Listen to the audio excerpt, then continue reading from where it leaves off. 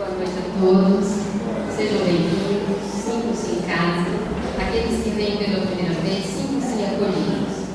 Vamos ler a nossa página, a leitura inicial da nossa noite de hoje. Pequeninos, em verdade vos digo que aquele que não recebeu o reino de Deus como uma criança, nele não entrará. Jesus, Marcos 10, 15. A pureza do coração é inseparável da simplicidade e da humildade. Exclui toda ideia de egoísmo e de orgulho. Por isso que Jesus toma a infância como emblema dessa pureza, do mesmo modo que a tomou com humildade. Capítulo 8 e 3. No mundo resguardamos zelosamente livros e pergaminhos, empilhando compêndios e documentações em largas bibliotecas, que são cofres fortes do pensamento. Preservamos tesouros artísticos em outras eras, em museus que se fazem riqueza de avaliação inapreciável. Perfeitamente compreensível que assim seja. A educação não prescinde da consulta ao passado. Acautelamos a existência de rebanhos e plantações contra flagelos supervenientes, despendendo milhões para sustar ou diminuir a força destrutiva das inundações e das secas. Mobilizamos verbas astronômicas no erguimento de recursos patrimoniais devidos ao conforto da coletividade, tanto ao sustento e à defesa das instituições, quanto ao equilíbrio e aprimoramento das relações humanas. Claramente normal que isso aconteça. Dispensar e prover as exigências do presente com todos os elementos necessários à respeitabilidade da vida. Urge, entretanto, assegurar o porvir, a esboçar-se impreciso no mundo ingênuo da infância. Abandonar pequeninos ao léu na civilização magnificente da atualidade é o mesmo que levantar soberbo palácio, farto de viandas, abarrotados de excesso e faiscantes de luz, relegando o futuro dono ao relaxamento e ao desespero fora das portas. A criança de agora dirigir-se e usar fartamente em biografia e retrato depois. Além de tudo, é preciso observar que, segundo os princípios da encarnação, os meninos de hoje desempenharão amanhã, junto de nós, a função de pais e conselheiros, orientadores e chefes. Não nos cansemos, pois, de repetir que todos os bens e todos os males que depositarmos no espírito da criança serão devolvidos. Demônio do livro de Esperança sobre a Pátria, Chico Xavier.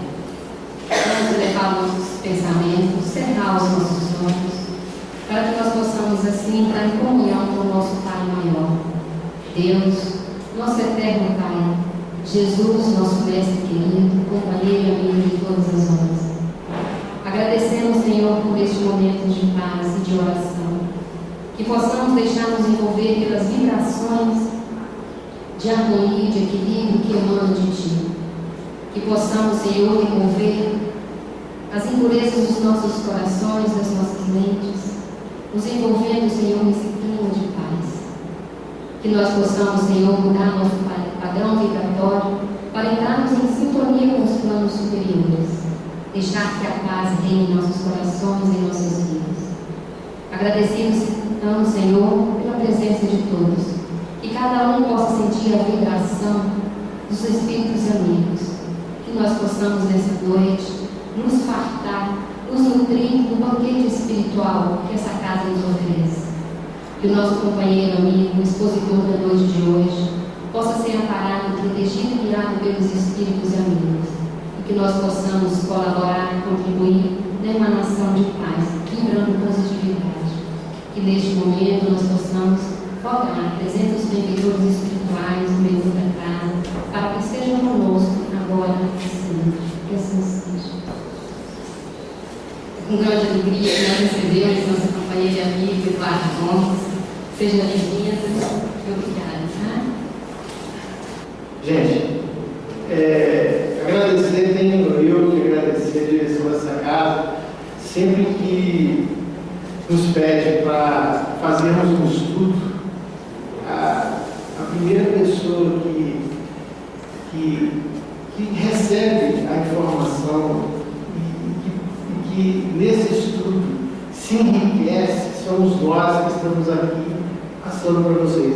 Então, é sempre uma oportunidade àqueles que expõem, porque é uma oportunidade que a gente tem de parar, de analisar, de refletir sobre o assunto que vamos falar, para que possamos estar passando para os nossos irmãos, né, tudo aquilo, toda aquela essência, né, que a doutrina espírita ela nos passa. Então, a doutrina espírita é uma doutrina consoladora, e isso faz com que a gente tenha, nesse momento de exposição, que a gente passe todo aquele sentimento, né, em torno do texto, em torno do assunto que a casa nos pediu. Então, hoje foi nos pedido que falasse sobre o capítulo 4 do Evangelho, né, laços de família fortalecidos pela reencarnação e rompidos pela unicidade da existência, as questões 18 a 23. Todo o estudo, né, a gente buscou como fonte a Bíblia, o Evangelho e o Livro dos Espíritos. Fiel sempre, porque nós, espíritas, devemos seguir o nosso Evangelho, o Evangelho segundo o Espiritismo.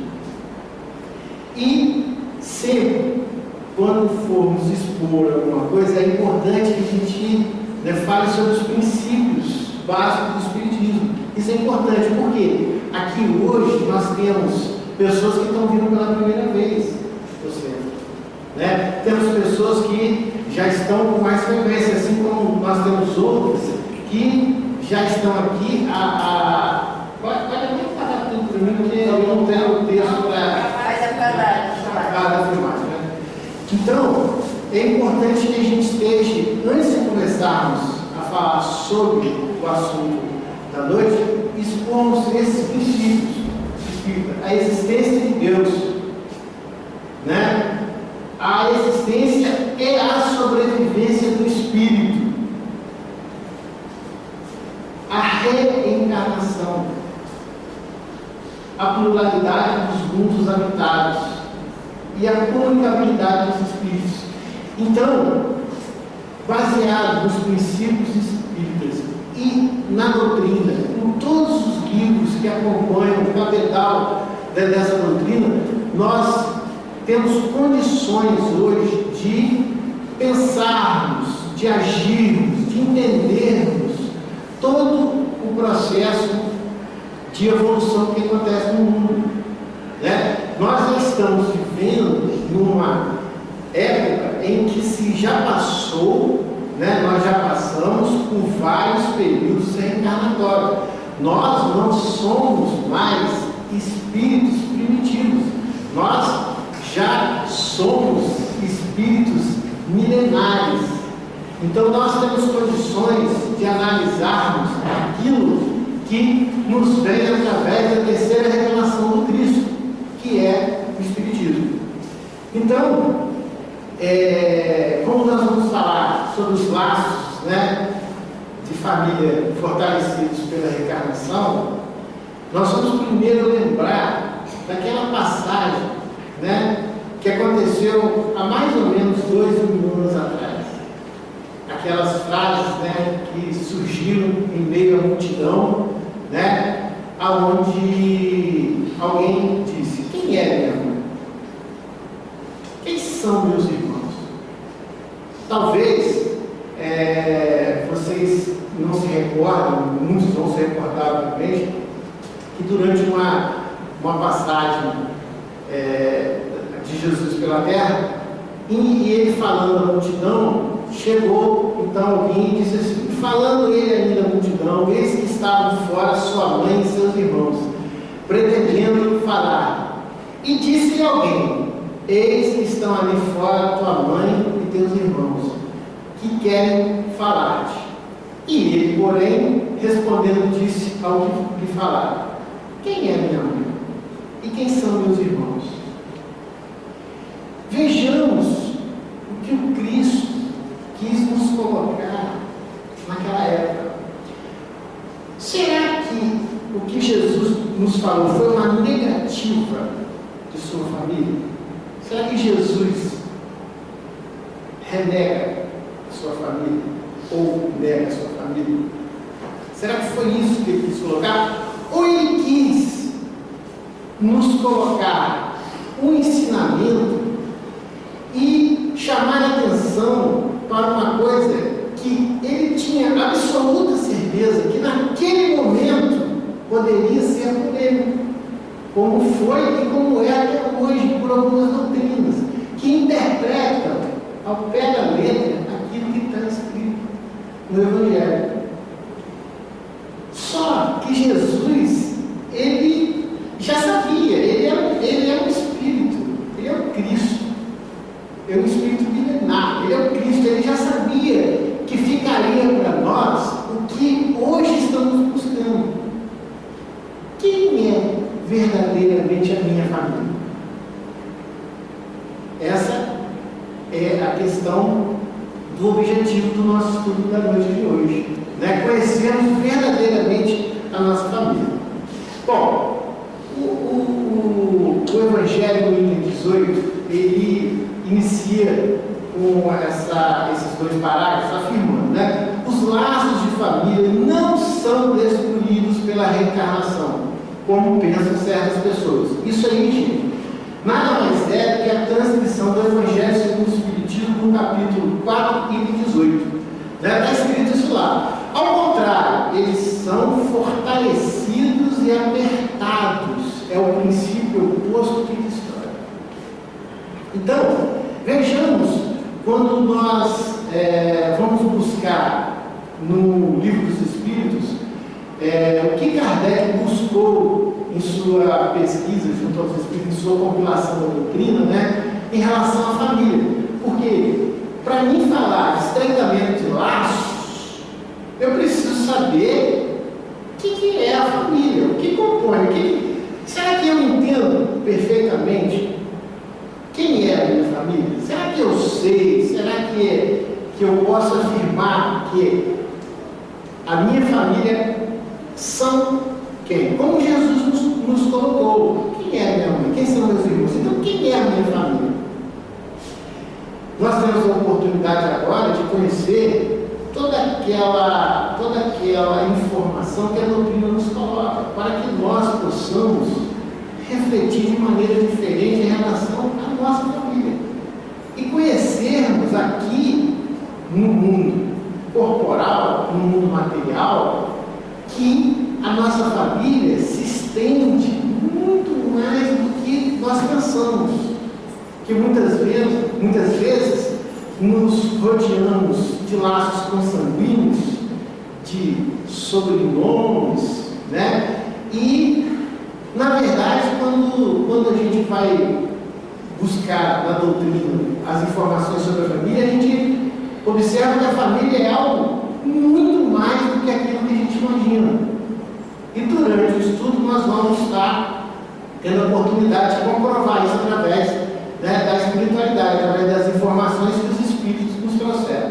Então a pergunta 205 do Livro dos Espíritos, ela diz o seguinte: há algumas pessoas, a doutrina da reencarnação se afigura destruidora do laço de família, como fazê-los anterior à existência atual. Então, Kardec aí, ele busca o que a espiritualidade fala a respeito dessa questão, né, desse laço familiar. Então, os Espíritos respondem, ela o distende, ou seja, estende mais ainda os laços, não os destrói.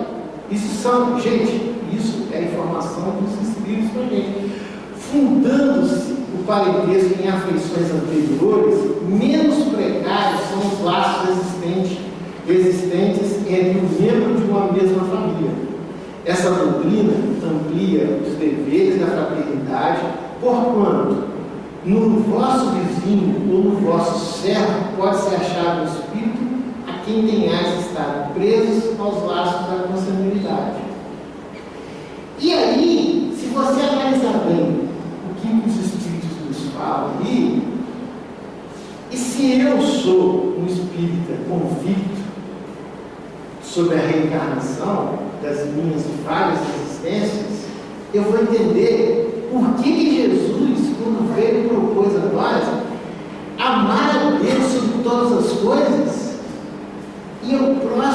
nós mesmos.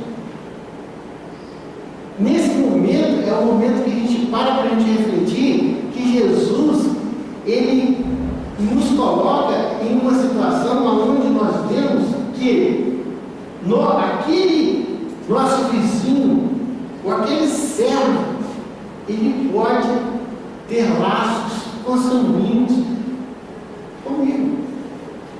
Se para uns há necessidade de ainda, achar que família é e tem que ser com laços consanguíneos, então, que nesse momento acabe a dúvida que você tem, às vezes, quando você vê em alguém que está próximo a você, como se você olhasse como se fosse seu parente. Às vezes, seu vizinho é tão mais próximo, ele é tão mais a afinidade entre vocês é tão grande que você às vezes pensa que o seu vizinho é tão parente seu. E por que não? Porque somos todos aqui. Com certeza somos todos irmãos. E quando Jesus fala para a gente, ele veio nos mostrar que da possibilidade de isso ser uma realidade. Continuando ainda, a 255 Água dos Espíritos, ela fala para a gente assim: ela, no entanto, diminui a importância que alguns dão à genealogia, visto que qualquer pode ter tido um pai e um espírito que haja pertencido a outra raça ou que haja vivido em condições muito diversas. Então, a espiritualidade, ela veio ratificar, confirmar que é exato.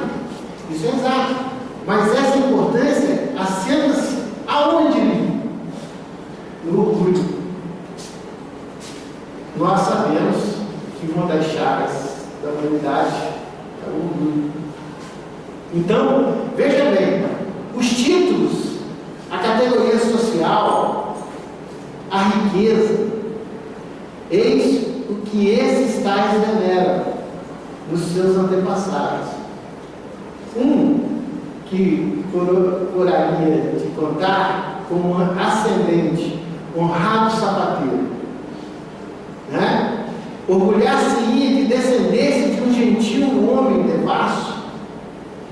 Digam, porém, o que disserem, ou façam o que fizerem, não obstarão a que as coisas sejam como são, e não foi consultando-lhes a vaidade que Deus formulou as leis da natureza.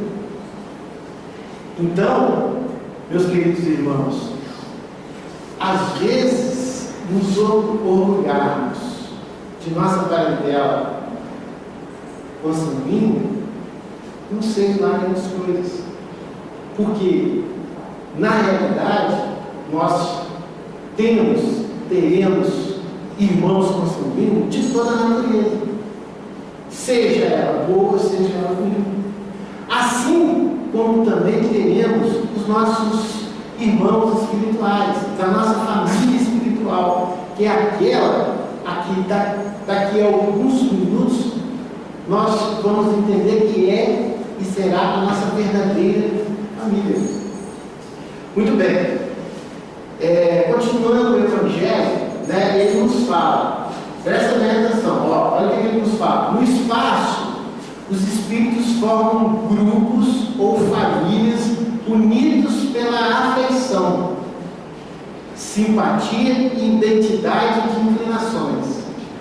Esses espíritos, felizes por estarem juntos, se procuram. A encarnação só os separa momentaneamente, visto que após retornarem à erraticidade, ao mundo espiritual, eles se reencontram como amigos ao se retornarem de uma viagem. Então, com esse texto do Evangelho segundo o Espiritismo, nós temos a certeza de que nós temos muitos irmãos, familiares, que nós esquecemos dele, provisoriamente, momentaneamente. Por quê? Porque às vezes não conhecemos por porque nós não tivemos uma convivência, as últimas convivências da mesma encarnação, né? E essa distância entre esse irmão, ela está momentânea, como diz o Evangelho, né? Então, às vezes, quando eu fico pensando que a minha família está restrita a um grupo formado apenas pela consanguinidade, a minha família, a minha afeição é muito maior no mundo espiritual. Seguindo o Evangelho. Aliás, perdão, vamos agora voltar ao Livro dos Espíritos, na questão 204, para fortalecer essa questão familiar, de entendimento familiar. O que nós estamos buscando entender nesse momento? Quem é a minha família? Quem são verdadeiramente os membros da minha família? Né? Então, a questão 204 ela diz o seguinte: uma vez que temos tido muitas existências, a nossa parentela vai além do que a existência atual nos criou, né? E, como resposta dos espíritos, não pode ser de outra maneira, né? A sucessão das existências corporais estabelece entre os espíritos ligações que remontam às vossas existências anteriores. Daí, muitas vezes, a simpatia que vem a existir entre vós e certos espíritos que parecem estranhos, né? Então, às vezes, você tem um membro familiar e você, às vezes, fala: poxa, essa pessoa não parece nenhum membro da família. Não porque é certo ou errado, não é por questões de ser ovelha negra, nada disso. É porque, às vezes, a pessoa é tão diferente, né? E que você não vê como se fosse um membro familiar. Se você olhar pela matéria, você vai ter esse preconceito de certa forma. E ao contrário também, certos momentos você vai ver determinadas pessoas que você tem uma determinada consideração de você as palavras como se fosse um membro da sua família. Porque toda aquela afinidade, toda aquela sintonia, ela faz com que a gente sinta isso. Isso é questão de sentimento, né? Muito bem. Agora no Evangelho, né, voltando ao item, muitas vezes também seguem juntos na mesma encarnação. Quer dizer que muitas vezes nós estamos juntos, né, na mesma encarnação, onde são reunidos na mesma família, ou no mesmo círculo, trabalhando junto para o seu mútuo adiantamento, né? Então, muitas vezes, aqueles espíritos que compõem aquilo que nós supostamente chamamos de família, porque nós somos, né, nós temos afinidade, né? E eles, às vezes, eles estão juntos, eles vêm, fazem parte da nossa família mesmo. E às vezes não, às vezes ele vem num círculo, esse irmão vem, né, numa família de um vizinho, ou próximo, né, de certa forma que você conviva com ele, né? Muito bem, se uns estão encarnados, se nós temos alguns parentes nossos, ou irmãos, né? Outros não. Mesmo assim, não deixam de estar unidos pelo pensamento. Olha que interessante, né? O fato de nós estarmos encarnados, né, e não lembrarmos, às vezes, de um irmão que está desencarnado, que a gente tem convivência, afinidade, ele não desliga esse irmão da gente. Isso significa que eu posso ter, no plano espiritual, um parente, né, um irmão, muito afim a mim, e que está junto comigo através dos pensamentos, me ajudando. Porque nós sabemos das influências que os espíritos exercem sobre a gente, né? No Livro dos Espíritos tem lá essa pergunta que Kardec faz aos espíritos, né? E a resposta é o quê? Que nós não temos nem noção da quantidade que isso influencia. E quando se fala em influência, a gente sempre leva essa influência achando que isso é sempre influência para o mal. E na realidade, é influência em todos os sentidos, de acordo com o que é o pensamento qual é a evolução daquele espírito, né? Muito bem. Os que estão livres se interessam pelos que estão cativos, ou seja, encarnados. Os mais avançados procuram fazer progredir os atrasados. Né? Então, veja que interessante que então eu estou tendo entendimento de que a minha família ela é muito maior do que aquela que eu necessariamente conheço como aquela na qual eu estou aqui, encarnado, convivendo e achando que meus parentes ou meus irmãos são aqueles que são consanguíneos, somente aqueles que são consanguíneos. E na realidade não. Na realidade, nós vamos entender que a nossa família é muito maior do que aquela que nós imaginamos. Após cada existência, terão dado mais um passo no caminho da perfeição. Cada vez menos ligado à matéria, olha que interessante, cada vez menos ligados à matéria, sua afeição é mais viva, por isso mesmo mais depurada, pois não é mais perturbada pelo egoísmo nem pelas paixões. Podem assim percorrer um número limitado de existências corporais sem que nenhum dano atinja sua muita perfeição. Então, olha que interessante que quanto mais somos desligados da matéria, menos damos importância a determinados rótulos familiares. Continuando o Evangelho, está bem claro que aqui se trata de afeição verdadeira, aquela afeição verdadeira, a parte da alma para a alma. A única que sobrevive é a destruição do corpo.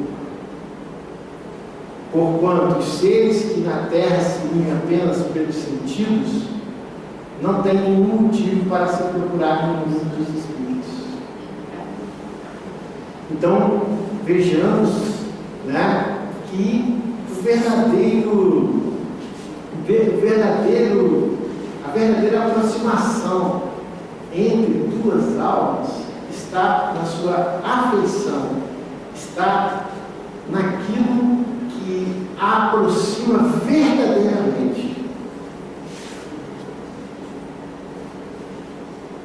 Ora, então nós podemos entender que neste ponto o Evangelho vai nos confirmar. Só as afeições espirituais são duráveis. As afeições carnais se acabam com a causa que as fez nascer. Ora, esta causa não existe mais no mundo dos espíritos, enquanto que a alma existe sempre. Então, quando nós temos uma afinidade, na parte dos sentimentos, da afeição, isso é uma coisa eternamente, isso é durável, enquanto que se for só uma coisa carnal, quando o corpo acabar, acaba o sentimento. Bom, quanto às pessoas que se uniram apenas por interesses, essa realmente nada será uma para a outra. A morte as separa na terra e no céu.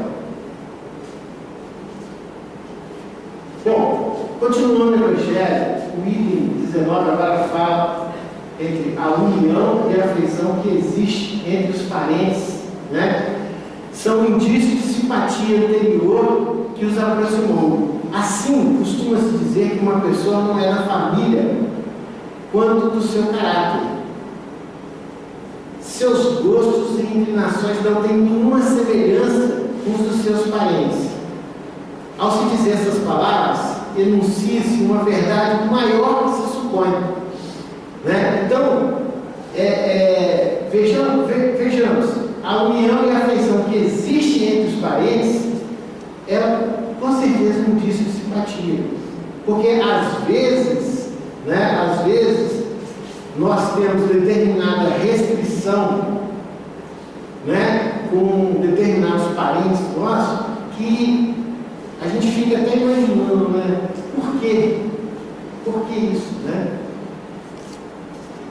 É importante nós ressaltarmos que vai acontecer dentro desse processo reencarnatório a vinda de alguns espíritos que eles pedem para vir. Então, vamos analisar bem o que o Evangelho fala agora, para a gente poder entender qual é o nosso papel dentro da família. A importância que nós temos dentro da família de entender todo o processo reencarnatório para entendermos por que convivemos com determinados irmãos e com determinados irmãos, né? Então, Deus permite essas encarnações de espíritos antipáticos ou estranhos nas famílias com um duplo objetivo, né? Esse duplo objetivo é, primeiro, para aqueles que já conseguiram, né, galgar um pouco da sua evolução, como prova, né? E de meio de adiantamento para outros, né? Para uns é prova, para outros é um meio de adiantamento. Os maus se melhoram de que forma? Pouco a pouco, em contato com os bons e pelos cuidados que dele recebe. Seu caráter se abranda, seus hábitos se depuram, as antipatias se desfazem, né? Como que nós podemos ajudar um irmão que se encontra em situação difícil em relação à questão evolutiva? É óbvio que se o Espírito ele observa que ele precisa de uma ajuda, ele vai buscar uma reencarnação em um meio aonde ele vai ter condições de conviver com esse lado que é exatamente o lado que ele não tem. Então, esse entendimento nos faz com que, às vezes, né, ou sempre entendamos por que esse irmãozinho está aqui na minha família hoje, né? Por que eu tenho, né? Por que ele é tão diferente, qual é o meu papel na família, né, junto a esse irmãozinho? Muito bem, é assim que se estabelece a fusão entre as diferentes categorias de espíritos, como se estabelece sobre a Terra a fusão entre as raças e os povos. Então, dessa maneira, é que os espíritos, às vezes, né, que são fora do nosso, vamos dizer assim, do nosso grau evolutivo, e eles vêm migrar dentro de nossas famílias, né? Porque para ele é importante estar ali para ajudar no seu processo evolutivo e para nós também servirmos de prova para ele com essa reencarnação e não acharmos que aquilo ali é um peso para nós, né? E aí a gente vai ver na frente, né, no Livro dos Espíritos, a pergunta que Kardec faz aos espíritos, que ela é bem direta, né? Ela é bem direta. Ela diz assim: por que é que de pais bons e virtuosos nascem filhos de natureza perversa? Olha que pergunta interessante que está dentro do Livro dos Espíritos. Por outra, por que é que as boas qualidades dos pais nem sempre atraem por simpatia um bom espírito para animar o filho?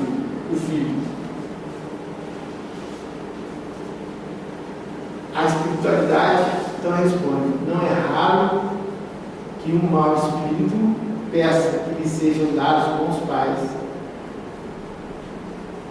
na esperança de que seus conselhos lhe encaminhem por melhor senda, e muitas vezes Deus lhe concede o que deseja. Então, meus queridos irmãos, toda essa formação familiar da qual nós estamos falando, elas são tudo uma proposta divina. Ninguém está em nenhum lugar com ninguém por acaso. Isso daí nós aprendemos desde cedo dentro da doutrina espírita. Aqueles que vêm, que entram para estudar a doutrina, que estudam sistematizadamente, através dos nossos estudos que temos na casa aos domingos, aos sábados, percebe isso de maneira muito natural, muito rápida, que não é por acaso que as coisas acontecem. Portanto, nós espíritas temos a obrigação de pararmos e analisarmos. Espera aí, o que está acontecendo comigo em meio à minha família ou em meio à minha vizinhança? Por que isso está acontecendo? Vamos parar e vamos fazer uma análise. Vamos buscar entender quais são os desígnios de Deus para conosco. Agora, gente, principalmente dentro da nossa casa, dentro do nosso lar, porque nós temos que ser compreensivos, primeiramente, porque nós não temos ainda condição de ser, porque nós estamos buscando ainda ser como o que supostamente nós achamos que são outros irmãos. Porque eu tenho dificuldade de conviver com os meus parentes consanguíneos, porque isso não é diferente aqui para nós, é? Será que toda família é um mar de rosa? Será que nós não temos dentro da sua família, da dela, da minha, uma diferença, um problema, que nós precisamos parar para analisar o porquê e o seu papel dentro desse porquê?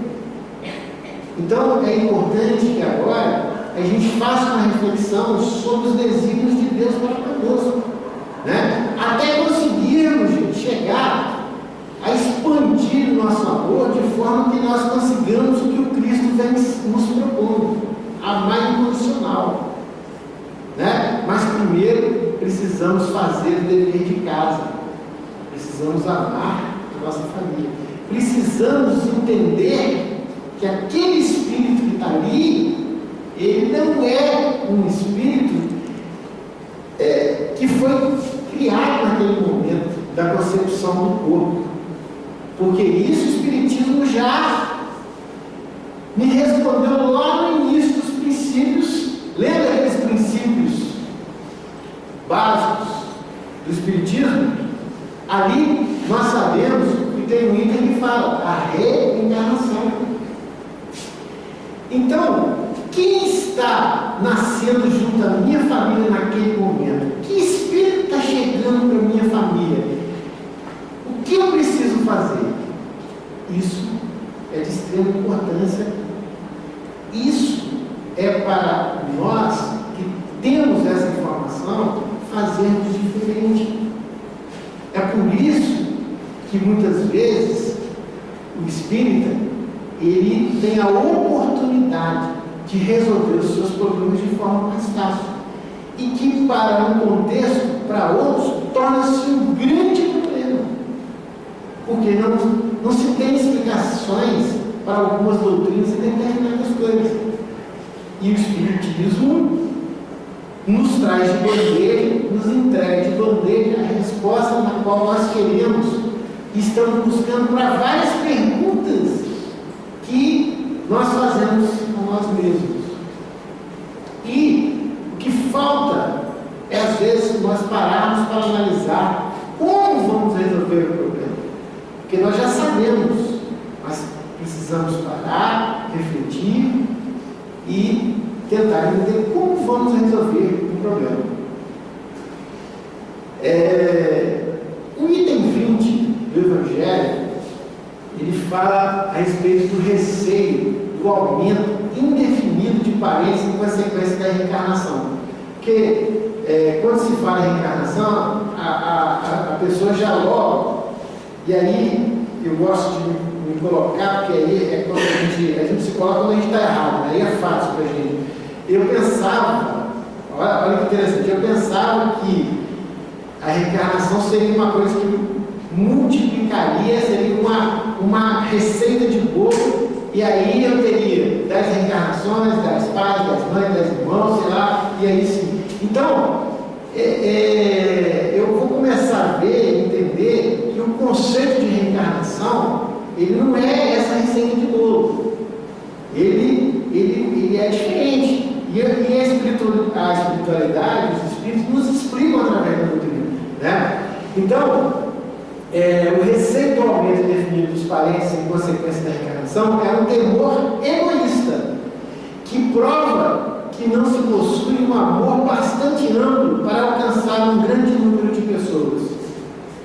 Um pai que tem vários filhos sente menos amor por eles do que se tivesse apenas um. Então, esse item 20 eu chamo a atenção para que nós analisemos em relação à questão do amor, né? Quando Jesus fala, vamos amar incondicional, e nós ainda não estamos preparados, e aí eu vejo um espírito preparado, que ama incondicional, o outro já ama menos, o outro não ama nada, de acordo com o seu grau evolutivo, eu vou entender o quê? Qual é a minha amplitude, né? A minha amplitude em relação à minha capacidade de amar. Qual é a minha capacidade de amar? A pergunta feita, um pai que tem vários filhos, sente menos amor entre um e o outro, será que existe diferença? Logicamente que não. Né? Então, nós não precisamos ter preocupações em relação à questão desse aumento de parentela, porque normalmente ficamos meio assustados em relação a isso, né? Tem pessoas que ficam assustadas nesse crescimento, e a gente vai observar que isso é uma coisa que nós estamos buscando a todo tempo, e que Deus propôs para nós que nós amemos incondicional. Então, de forma nenhuma, nós temos que ficar preocupados com esse crescimento, né? Continuando aí, o Evangelho mesmo nos responde em seguida, dizendo assim, mas que os egoístas se tranquilizem. E isso está escrito no Evangelho. Esse temor é infundado. O fato de um homem ter passado por 10 encarnações não significa que vai encontrar no mundo dos espíritos 10 pais, 10 mães, 10 mulheres, e um número proporcional de filhos e de novos parentes. Ele encontrará sempre aqueles mesmos que foram motivo de sua afeição, que na terra estiveram ligados a ele com designações diferentes ou de igual maneira. Gente, isso tudo que nós acabamos de entender, ele vem através da doutrina espírita para nos tranquilizar, para que nós possamos ficar tranquilos em relação a esse crescimento familiar de irmandade que temos, né? Que é um compromisso nosso para a coletividade. Agora, analisemos pelo ponto de vista do rompimento pela unicidade das existências, né? Vejamos agora no item 21 as consequências se não houvesse a reencarnação. Como seria, né, essa conjuntura, essa composição nossa familiar? Então vejamos bem. Primeiro, em relação ao passado, a doutrina anti-reencarnacionista, ela anula necessariamente a pré-existência da alma. As almas sendo criadas ao mesmo tempo que o corpo, não existe entre elas nenhum laço interior. São completamente estranhas uma às outras. O pai é estranho a seu filho, e a filiação das famílias acha assim reduzida somente à filiação corporal, sem nenhum laço espiritual. Não há, pois, nenhum motivo para se glorificar de haver tido como por antepassado esse ou aquele personagem ilustre. Com a reencarnação, antepassados e descendentes podem ter se conhecido, vivido juntos, terem se amado e se reunirem mais tarde a fim de estreitarem seus laços de simpatia. Resumindo, o que adianta você, na doutrina vai dizer: fui parente de fulano de tal, que era o rei da França. O que isso te importa? O que esse parente seu somou para você e você somou a ele nessa jornada evolutiva que é estarmos nesse planeta Terra? E aí a doutrina vem nos tranquilizar e dizer: se você teve um parente que foi rei e você conviveu com ele, você se simpatizou, você o amou, e alguma coisa você fez para que ele se tornasse verdadeiramente um rei. Porque ser rei não é, e a gente que é espírita sabe disso, colocar uma coroa na cabeça. Ser rei é saber lidar, é amar incondicional, é buscar fazer aquilo que Jesus veio nos ensinar e propor. Esse sim é aquele parente que nós temos que ter orgulho dele, né? E além do orgulho, ter, né, saber a importância que foi você ter convivido, você ter participado, né? Em relação ao futuro, agora analise bem se não houvesse a reencarnação nesse processo de composição familiar, né? Segundo um dos dogmas fundamentais que decorrem da não reencarnação, o destino das almas está irrevogavelmente fixado após uma única existência. A fixação definitiva do destino traz como consequência a interrupção de todo o progresso, visto que se há qualquer progresso, não há um destino definitivo fixado. Conforme tenha vivido, bem ou mal, as almas vão de imediato para a morada dos bens-aventurados ou para o inferno eterno. Olha que complexo que seria isso. Por isso é que as doutrinas não gostam nem de pensar muito no futuro. Porque quando vai pensar no futuro, começa a vir o desespero, começa a desesperar. Né? Porque aquelas que estão mais próximas do espírita, aquele parente pode ou não conviver futuramente comigo. Porque se eu amo incondicional ao irmão, eu quero conviver incondicional com ele. Por isso é que vemos na Terra o amor de mãe para com seus filhos. Tem mãe que às vezes o filho desencarna e ela quer pular dentro da cova. Esse amor incondicional é isso que arrasta a multidão de pecados. Muito bem. Assim, elas são imediatamente separadas para sempre. Olha aqui, né? Olha como seria isso, sem esperança de algum dia se reencontrarem. De tal maneira que pais, mães, filhos, maridos, esposas, irmãos, irmãs, amigos, jamais estão certos de voltar a se rever. É o rompimento absoluto dos laços de família. Com a reencarnação e o progresso, que é uma consequência dela, todos aqueles que se amaram, se reencontraram sobre a terra e no espaço, caminham juntos para chegar até Deus. Olha que interessante isso, né? A caminhada, né, a convivência que nós temos é para chegar até Deus. Se falharem no caminho, será que estamos em condições de chegarmos direto? Será que todos estão em condições? Será que poucos, né,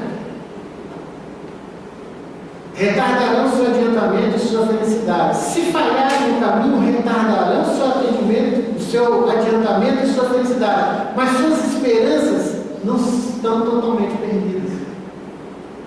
Ajudados, encorajados e sustentados por aquele que os ama, um dia sairão do lamaçal em que se atolaram. Enfim, com a reencarnação, existe uma perpétua solidariedade entre encarnados e desencarnados. daí o estreitamento dos laços da afeição. O item 23, ele faz um resumo, né, das alternativas que o homem apresenta para o seu futuro além do túmulo. E vejamos a primeira, né?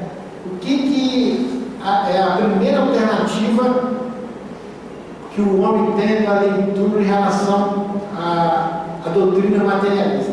Então, primeiro, o nada. A doutrina materialista diz que, ao encerrarmos nossa jornada aqui, acabou. Segundo, a absorção no todo universal conforme a doutrina panteísta. Então, no panteísmo, nós vimos de um todo, né? Viemos aqui, trabalhamos, fazemos de tudo, como nós vemos que são todos iguais, ninguém diferente. E aí retornamos para esse todo, como se o que nós fizéssemos aqui não fizesse a diferença, nem que fosse indiferente, né? Existisse um livre-arbítrio, mas que não chegasse a lugar nenhum, né? Então, a segunda opção seria a absorção do todo universal, né? Retornaríamos como se não tivéssemos um destino, e muito menos uma origem, né? A terceira alternativa seria a individualidade da alma, com a fixação definitiva do destino, em conformidade com a doutrina da igreja, né? Ao encerrarmos, eu consegui, né, segundo a doutrina da igreja, eu consegui, então fui para o céu.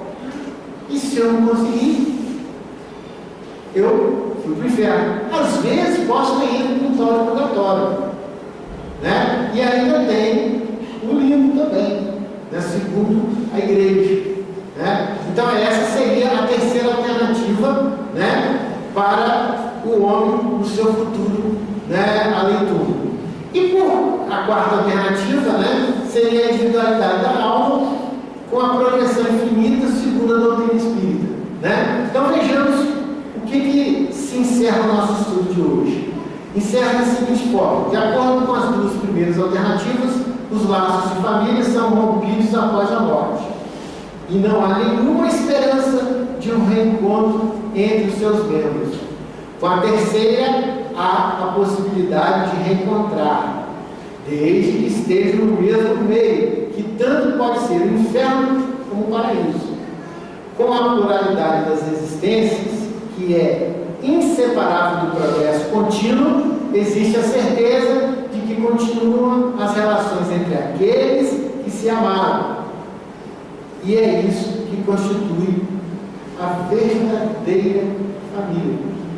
Então, chegamos à conclusão que é quem é a nossa verdadeira família.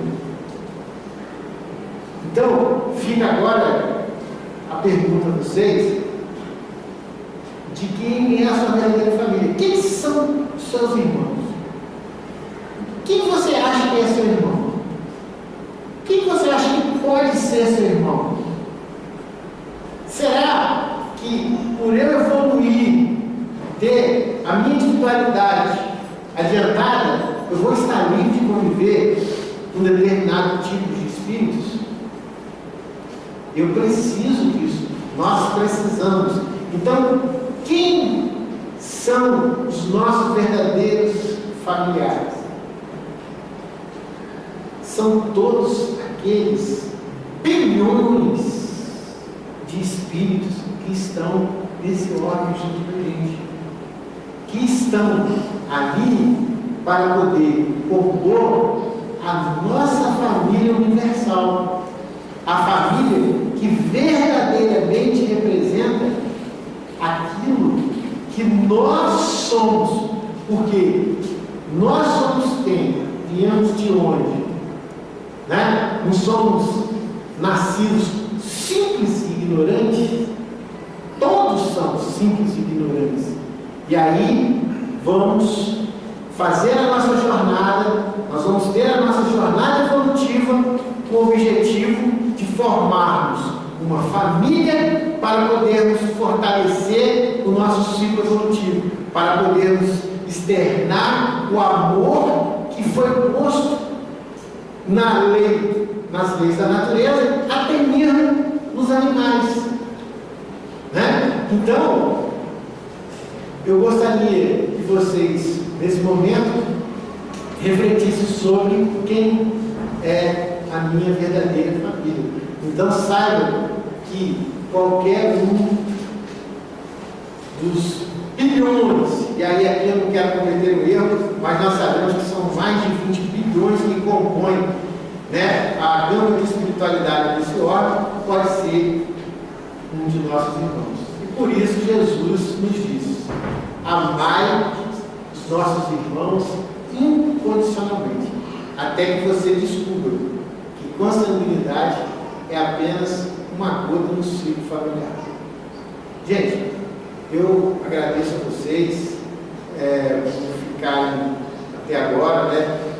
Peço desculpas se o estudo houve um grau de complexidade, mas o objetivo foi realmente mostrar para vocês, através da doutrina, né, que nós, né, nossa família, somos todos nós. São esses bilhões de espíritos que estão ali buscando todos o mesmo objetivo, todos chegar até Deus, conseguir a pureza.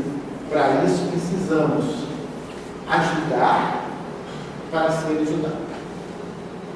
Muito obrigado.